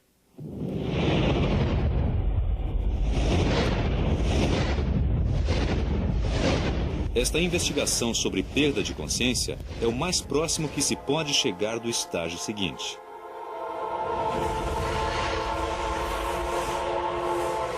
Por que as forças de gravidade extremas produzem o efeito da visão de túneis de luz? Quando o cérebro é privado de oxigênio, os neurônios relacionados com a visão disparam ao acaso. Isso cria a sensação de luz intensa. Como há mais neurônios dedicados ao centro do nosso campo visual e menos às margens, a luz parece mais intensa no centro, criando um efeito de túnel. Se eu pudesse escolher, jamais teria querido viver. Aquilo era tão perfeito, tão maravilhoso. Eu não consigo descrever. Era algo completo. Amor, alegria, êxtase, conhecimento. As sensações de euforia podem ser devidas ao fato de que o cérebro libera substâncias semelhantes ao ópio para aliviar a dor. Isso desencadeia alucinações, ondas de lembranças e emoções. Mas se tudo isso parece um pouco clínico demais, é porque algo ficou de fora. Hoje, podemos desenhar um quadro detalhado do cérebro. O cerebelo, responsável pelos movimentos automáticos. A parte posterior do cérebro, responsável pela visão. O córtex frontal, responsável pela memória. Há até um local específico para a linguagem e para as nossas habilidades sociais. Mas ainda está faltando algo neste mapa. É a coisa misteriosa que o torna quem você é. O espírito, a consciência. É a maior de todas as qualidades cerebrais, mas é muito difícil de ser definida. Concentra-se na nossa habilidade de estarmos conscientes de nossos próprios pensamentos e sentimentos para que cada um tenha a sua própria personalidade. Sem consciência, seríamos pouco mais que robôs vagando em meio às emoções da vida. A consciência permite que apreciemos as coisas mais elevadas: amor, arte, ciência, religião. ela torna o nosso cérebro algo mais do que um simples conjunto de pequenas células cinzentas.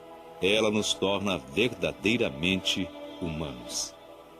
Como matéria de estudo, a consciência é difícil de ser abordada. Ela pode ser identificada em cada parte do cérebro. De uma maneira simplificada, ela é o cérebro todo. Muitos elementos trabalhando juntos em harmonia. As habilidades nobres como memória, percepção, emoções, reunidas em uma única e maravilhosa entidade. Mas existe algo mais? A ciência é um dos meios mais poderosos de investigação do corpo humano. Mesmo assim, há quem acredite que haverá sempre questões que ela simplesmente não conseguirá responder. A maioria das pessoas acredita que muito do que nos torna humanos permanecerá misterioso para sempre, até mesmo o lado espiritual. A isso dá-se o nome de alma.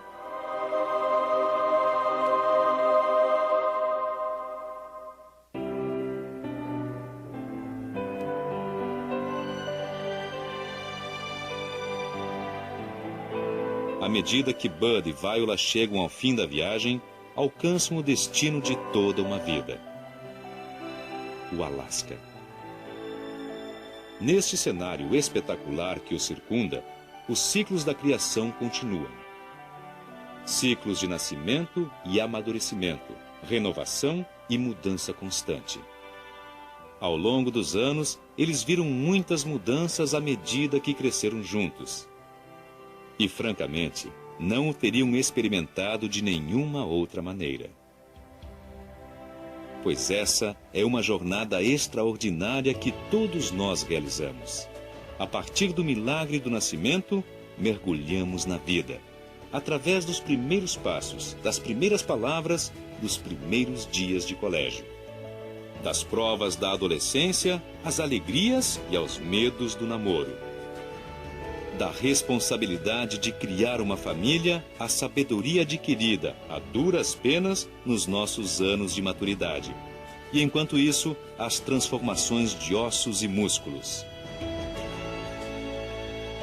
O cérebro maravilhoso. A trama dos sentidos. O sangue que corre em nossas veias. Essas são as maravilhas da nossa vida. As maravilhas do nosso corpo.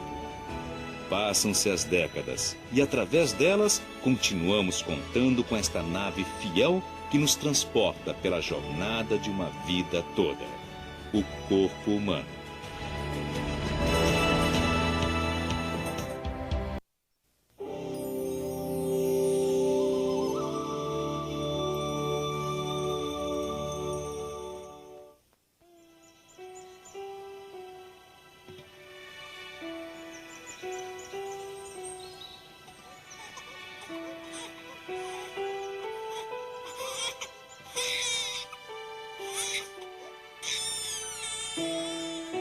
Reader's Digest apresenta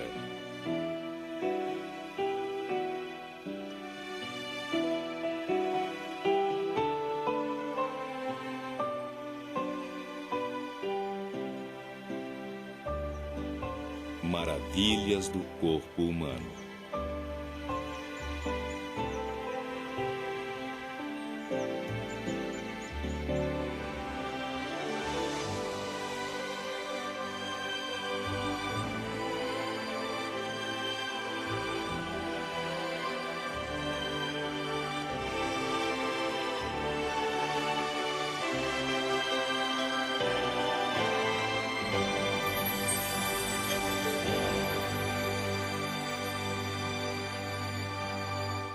Ao longo dos séculos, o homem tem viajado pelos mares, construído importantes monumentos à sua imortalidade e explorado os limites do espaço exterior. Agora começamos uma nova jornada. Uma jornada muito mais extraordinária, mais próxima de casa. Uma jornada dentro do corpo humano. O corpo é uma criação impressionante. Uma máquina miraculosa. uma espécie de nave que nos conduz através da vida. Hoje sabemos mais a respeito dele do que nunca. Agora podemos realmente ver a formidável ciência do corpo. Do nosso começo ao nosso fim. A vida em constante mudança.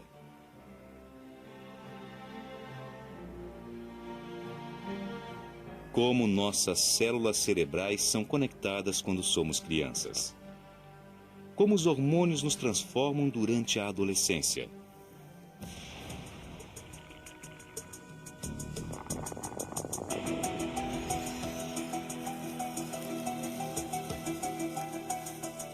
O que acontece à medida que crescemos e nos desenvolvemos em nossos pulmões e em nossos corações. Como nossos músculos tornam-se mais fortes. Como nosso cérebro amadurece na idade adulta. E como nosso corpo continua a mudar durante toda a nossa vida.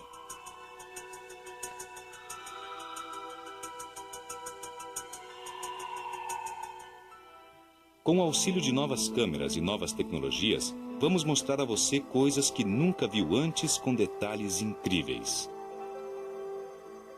Os pelos que conduzem o som para dentro de nossos ouvidos. As papilas gustativas na superfície da língua.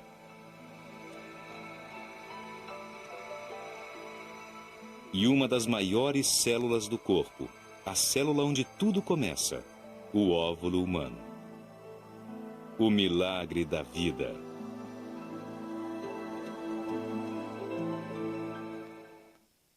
Esta é Charlotte. Ela poderia ser qualquer um de nós ao nascer. Nascida há poucas horas, ela é feita de um pouco de gordura, um pouco de açúcar, alguma proteína e 75% de água. Na verdade, ela é apenas um conjunto de substâncias químicas. E, no entanto, é a estrutura mais complexa deste mundo. E seus dias serão preenchidos com notáveis realizações.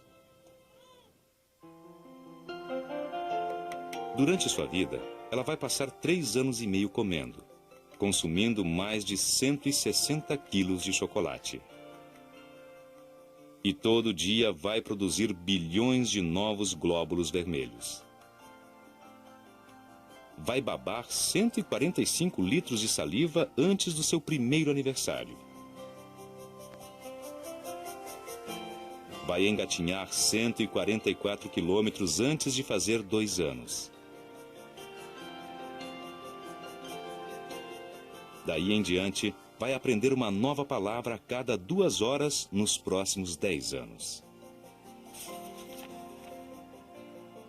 Quando chegar aos 10 anos, o seu coração já terá batido 368 milhões de vezes.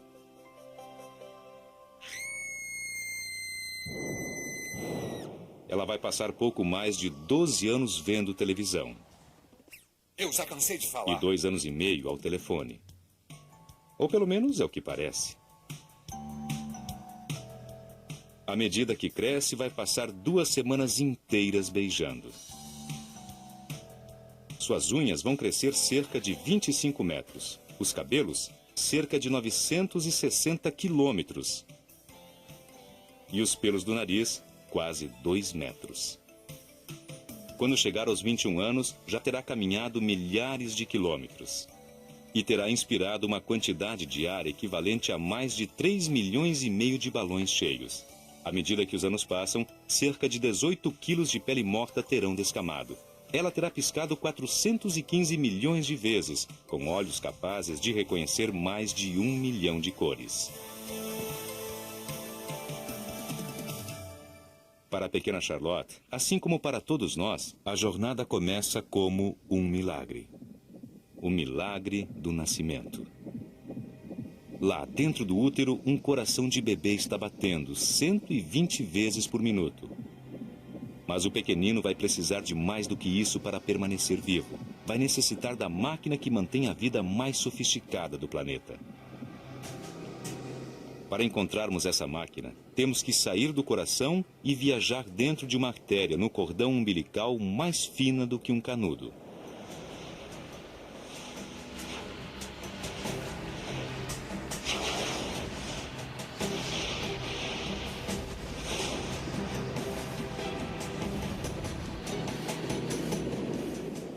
É o elo espiralado entre o bebê e o que mantém sua vida. No final, há uma série de tubos tão minúsculos que até mesmo os glóbulos vermelhos parecem imensos. É aqui que o bebê se liga ao útero de sua mãe. Aqui cresce uma vida nova, impulsionada pelo coração materno.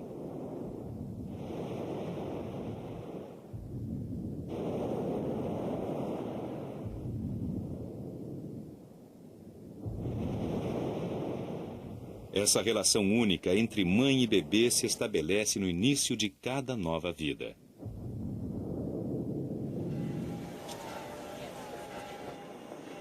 A cada dia, mais de 910 mil bebês são concebidos no mundo inteiro.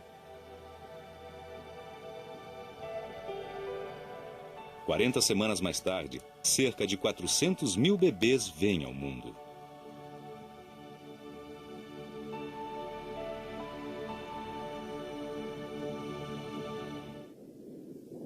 Para muitos pais, esta é a primeira imagem que eles têm do bebê. Um ultrassom. Empilhe 100 imagens de ultrassom e uma nova imagem surge. A imagem fantástica e tridimensional de uma criança antes do nascimento.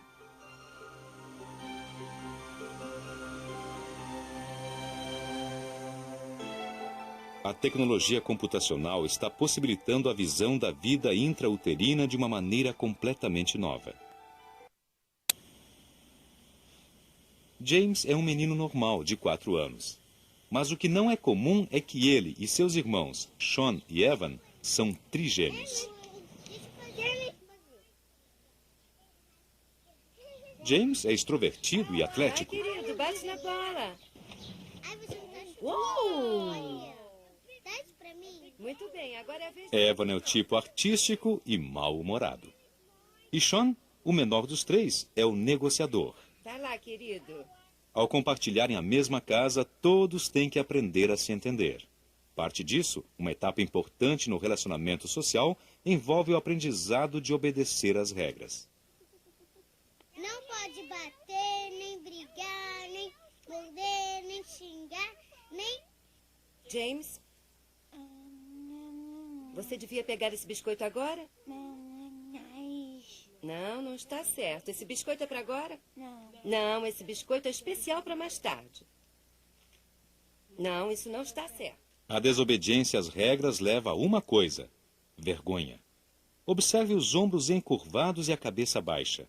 James sabe que errou. Ele está adquirindo consciência.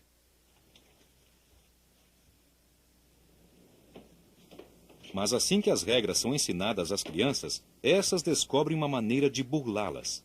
É surpreendente como começam cedo as mentiras inocentes.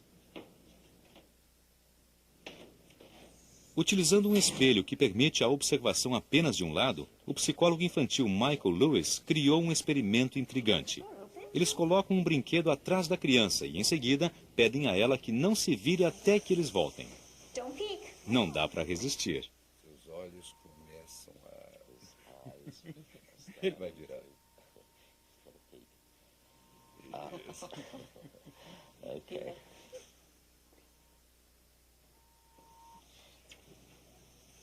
Você olhou? Não, ai que... As crianças mais espertas não são aquelas que contam a verdade. Nessa idade, quanto maior o QI, maior a probabilidade de mentir. Para fazer isso deliberadamente, essas crianças têm que acreditar que o experimentador não sabe o que se passa dentro da cabeça delas. Did you peek at it behind you? Não. A compreensão de que as outras pessoas podem ter pensamentos diferentes dos seus não é apenas útil para a ocasional mentira inocente. É um estágio crucial. o estágio que se segue à autoconsciência, a consciência dos demais. Os trigêmeos, agora com 5 anos, desenvolveram essa consciência. Tomemos o esconde-esconde como exemplo. Trata-se de uma brincadeira sofisticada. Os meninos sabem que o pai não vai conseguir vê-los caso se escondam. Eles percebem que a visão do mundo do pai pode ser diferente da deles. A compreensão de que os outros veem o mundo de maneira diferente pode parecer óbvia para nós, mas é um ponto decisivo no desenvolvimento de cada criança. Através do exame do cérebro foi possível identificar a área exata onde essa consciência se desenvolve. Quando se contam histórias que requerem essa área localizada exatamente na frente do cérebro, ela se ilumina. Nos trigêmeos, as conexões cerebrais dessa região estão agora quase completas. A consciência dos outros é a peça final do quebra-cabeça. Ela marca a transição da fase de bebê para a de criança maior. Em apenas 5 anos, os trigêmeos venceram todos os desafios que o mundo lhes apresentou. Andar, falar, entender os pensamentos dos outros. Estão prontos para o próximo estágio de suas existências. Vai, leva o ursinho para aula. Vai para aula. Estão prontos para o desafio da vida de todo dia. Tchau. E que desafio!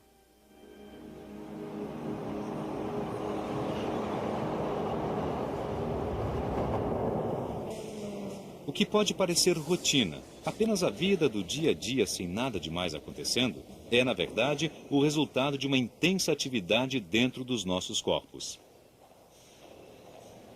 A cada segundo, todos os dias, desempenhamos literalmente milhares de tarefas diferentes. A simples existência é um equilíbrio incrivelmente complicado de células e neurônios, impulsos e artérias, músculos, ossos e tecidos. Bilhões de pequenas máquinas, todas controladas pelo cérebro.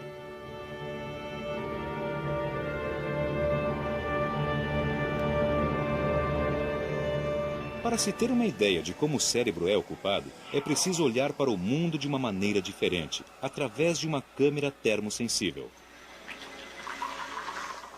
Cada parte do seu corpo consome energia. 80% delas são utilizados nas funções vitais. Mas a parte mais quente de todas está aqui. O seu cérebro consome mais energia do que qualquer outra coisa no seu corpo. Quase 1/5 de todas as calorias que você come e bebe.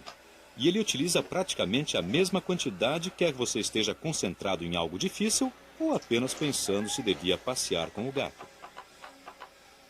Porque de dia e de noite o seu cérebro é desafiado com a tarefa mais difícil que ele tem de enfrentar: manter você vivo. Ele é o controle central de todos os sistemas do seu corpo, e há muito a ser controlado. Mesmo enquanto você se alimenta, o seu cérebro tem que coordenar uma importante operação de tráfego.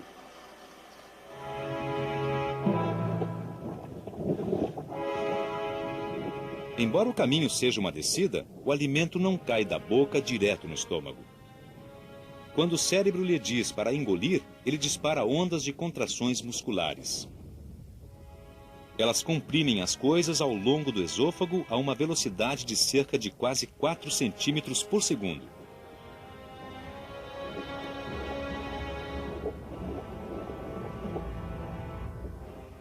A primeira parada é o estômago.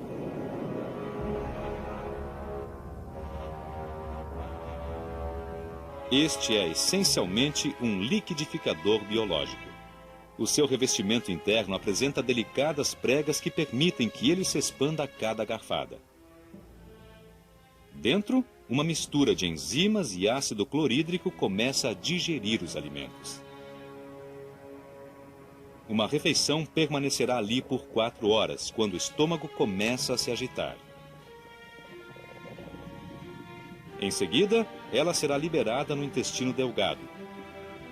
Por orientação do cérebro, será adicionada bile.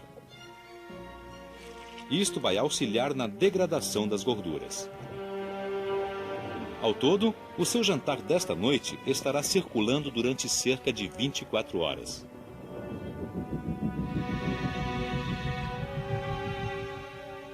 Quando ele finalmente sair, levará junto 30 gramas de células mortas dos seus intestinos. Mas não se preocupe, você está constantemente substituindo células da cabeça aos pés. O cérebro administra a força de trabalho de um corpo de cerca de 50 trilhões de células, e a maioria delas não dura mais do que alguns poucos anos.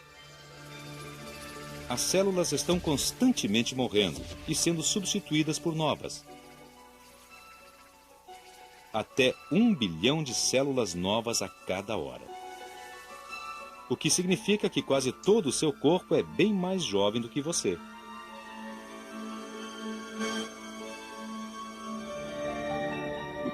Mas algumas células não são substituídas. Essas células são especiais. Cada uma delas tem uma tendência natural para contrair-se. São células cardíacas. E muitos milhões delas trabalhando de uma vez constituem um batimento cardíaco.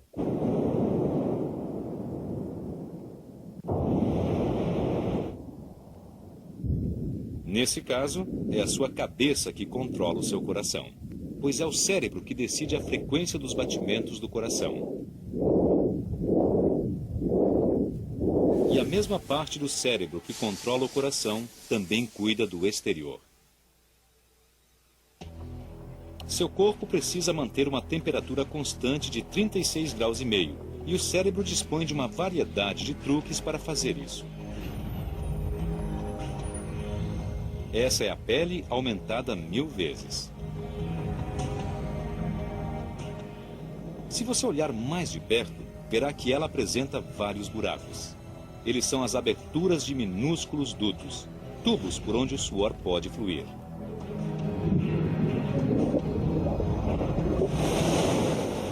Só na palma da sua mão há 65 mil deles. Quando seu corpo fica muito quente, o cérebro ativa as glândulas sudoríparas.